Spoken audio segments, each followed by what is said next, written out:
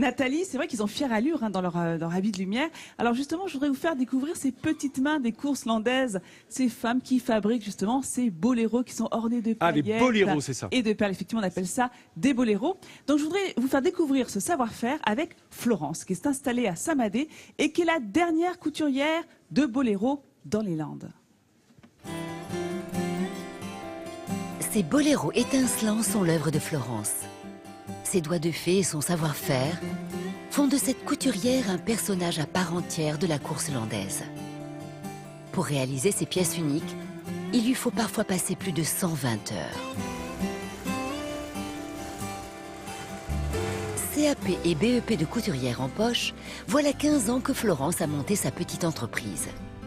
Par la même occasion, elle commence à confectionner des boléros. Un sacerdoce et la volonté de faire perdurer un savoir-faire traditionnel français. J'ai appris le travail à l'ancienne et je le reproduis à l'ancienne et j'espère que celle que j'apprendrai continuera à faire vivre la tradition vraiment. Moi, je peux dire que c'est vraiment made in France parce que c'est voilà, je démarre du début jusqu'à la fin. Il est fabriqué intégralement dans l'atelier, quoi. Mais confectionner ces habits de lumière, c'est avant tout une passion. Florence est une amoureuse de courses landaises. C'est un honneur de voir défiler son travail, quoi. Voilà, quand je les vois rentrer en piste, je me dis tiens, ça c'est mon boléro, ça c'est mon boléro. Puis voilà, c'est quand même une fierté de leur voir porter ça. Aujourd'hui, justement, c'est son acteur de courses landaises préféré qui vient la voir. Salut Thomas. Ça va bien? Ça va. Thomas Marty a besoin de ses services pour un nouveau boléro pour ses futures prestations. Sur les coudes, je veux dire, quand ça touche une vache, on souffre, et le boléro aussi. Et cette création originale de Florence semble lui tenir à cœur. Elle symbolise ses débuts. Voilà, la matière première neuve et la matière première au bout de 4 ans, quoi. Jéchou, c'est lui qui est avec moi. Quand je prends des coups, il a mal avec moi.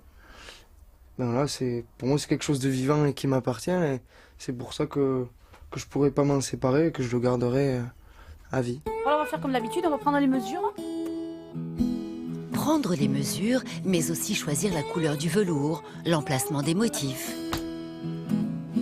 Faut pas le charger trop, parce que si tu le charges trop, on ne verra plus que le noir, on verra plus le rose. Tu as un bon gris clair comme ça, ou surtout pas le noir, voilà, surtout pas le noir. Thomas, pour son boléro, veut s'inspirer de la tauromachie espagnole. Entre Florence et lui, c'est alors une affaire de compromis. De toute façon, le rose va faire ressortir le dessin automatiquement. Donc. Oui, tout à fait. Après, le problème, ça sera, j'y ai pensé, ça sera la couleur de la ceinture et la cravate. Par souci du détail, Thomas verra Florence une bonne demi-douzaine de fois, avant d'être sûr que les motifs de son boléro lui correspondent parfaitement. Je lui en fais beaucoup voir. Je suis très exigeant parce que des fois, elle recommence des choses qu'elle a passé pareil 2 heures de temps. Moi, c'est vrai, je le regarde pas ça, mais voilà, je veux quelque chose qui soit parfait quand je le porte sur moi. C'est notre outil de travail. Donc voilà, c'est comme un joueur de tennis qui partirait jouer au tennis en raquette. Il le porte déjà très bien, et après c'est ma vitrine, quoi. C'est ma publicité gratuite tous les jours dans les arènes, quoi. Donc voilà. Pour Thomas, c'est aussi un coût. 750 € le boléro. Le prix à payer pour ce travail de qualité. Et oui, et Florence n'en réalise que 10 par an, on comprend pourquoi, c'est beaucoup de boulot. Alors justement, regardez, j'en ai un à côté de moi, c'est incroyable de voir tout ce travail qu'il y a autour pour réaliser ces magnifiques boléros. Et on voit que c'est très épais, c'est bien matelassé pour justement contenir les coups de la vache.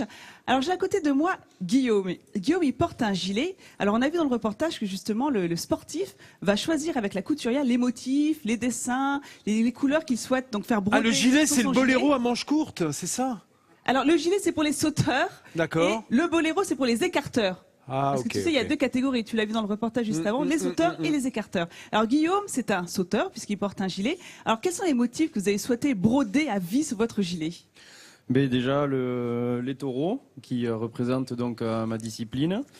Les étoiles là qui représentent la belle année que j'ai passée en remportant des titres.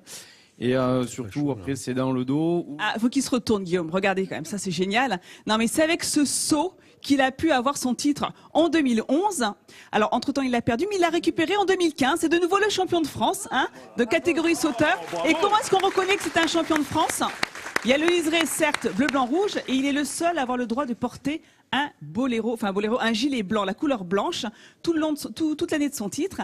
Alors, juste à côté de Guillaume, on a Élodie. Alors, Élodie, elle est incroyable parce qu'elle fait partie de ces rares femmes qui font des courses landaises. Alors, Élodie, qu'est-ce qui vous a poussé à devenir écarteur puisque vous portez un boléro? Mais mon papa, il pratiquait la course landaise, donc du coup, depuis toute petite, j'allais aux courses, l'admirer, et j'ai voulu franchir le pas, voir ce qu'il ressentait. Je ne faisais pas de la gym comme Guillaume, donc C'est vrai que c'est souvent des gymnastes, hein, les sauteurs. voilà. Donc du coup, moi, je me suis tournée vers les écarts, et donc je suis écarteur de course landaise. Eh bien, un grand bravo, Ouais, bravo, Élodie. bravo, Vraiment, Élodie. moi, je suis impressionnée par Élodie. Alors, Bravo. je vais Et demander à ces également. jeunes gens de regarder l'écran parce que nous avons eu une demande du ministère de la Culture de montrer ce document absolument exceptionnel, le plus célèbre boléro, puisque c'est Maurice Ravel qu'on voit sur la photo, qui porte là son boléro, le fameux boléro de Ravel. Oui, oui, absolument. Oui, oui, c'est une très belle et plus rare, le sombrero de Debussy. Voilà, puisque c'est Claude Debussy effectivement sur la photo. C'est pas mal. Voilà. Mais ça me fait plaisir parce que ce sont des documents très rares et qu'on avait Jamais ça, vu jusqu'ici, Ça c'est doit sûr. leur faire très plaisir ici à Saint-Sevé de voir ça. Jean-Seb, Voilà.